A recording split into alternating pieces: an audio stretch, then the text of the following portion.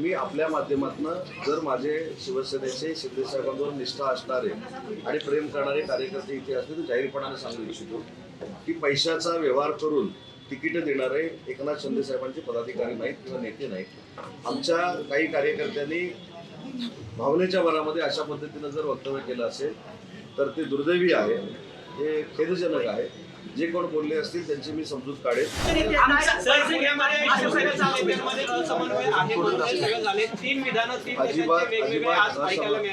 अजिबात समन्वय नाही याच्यातला भाग नाही। आणि मी आपल्या माध्यमातून जर माझे शिवसेनेचे शिंदे साहेबांवर निष्ठा असणारे आणि प्रेम करणारे कार्यकर्ते इथे असले तर जाहीरपणाने सांगू इच्छितो की पैशाचा व्यवहार करून तिकीट देणारे एकनाथ शिंदे साहेबांचे पदाधिकारी नाहीत किंवा नेते नाहीत। आमच्या काही कार्यकर्त्यांनी भावनेच्या भरामध्ये अशा पद्धतीने जर वक्तव्य केलं असेल तर ते दुर्दैवी आहे, हे खेदजनक आहे।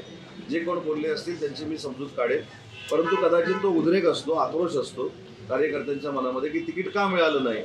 तर आता अनेक गोष्टी आपण सोशल मीडियावर बघतो, अनेक गोष्टी आपल्या माध्यमातून बघतो, त्याच्यामुळं त्यांना असं वाटतं की आपल्याकडे असं झालं असेल की काय।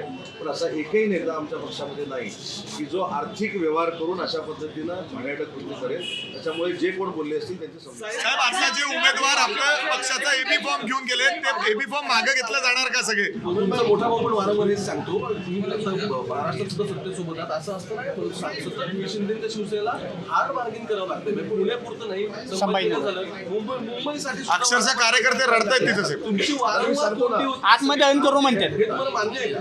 कार्यकर्त्यांच्या भावना समजणारे आम्ही कार्यकर्ते आहोत। आम्ही देखील सर्वसामान्य कार्यकर्ते होतो। आमच्या घरामध्ये देखील कोण आमदार, खासदार, मंत्री, मुख्यमंत्री, उपमुख्यमंत्री कोण नव्हते। याच्यामधनं आम्हाला मोठं करण्यामध्ये देखील शिंदे साहेबांचा मोठा हात आहे। त्याच्यामुळे कार्यकर्ते जर भावनिक झाले असतील त्यांची आपण समजूत काढू।